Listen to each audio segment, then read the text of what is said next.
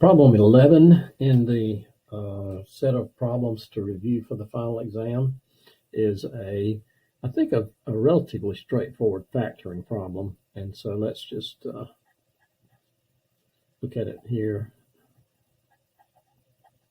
Now, you remember when we've talked about factoring polynomials, and you say, wait, what is this? Well, it's a two-term polynomial, so therefore it's a binomial, and it's a second-degree binomial. And you recall perhaps earlier conversations about steps in factoring, and let me just sort of remind you of those. We look for a greatest common factor. If we have a three-term polynomial, then we approach it as the product of two binomials. If we have a four-term polynomial, and incidentally, while in this class we probably won't see anything more than a four-term polynomial, even if you had more terms than 4, 5, or 6, say, then you would use a grouping technique.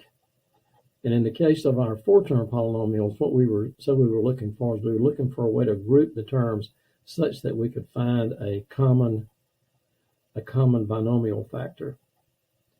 And I'm not going to really try to explain these beyond this conversation here, because this is items we've discussed and you've had problems in. I'm just trying to remind you.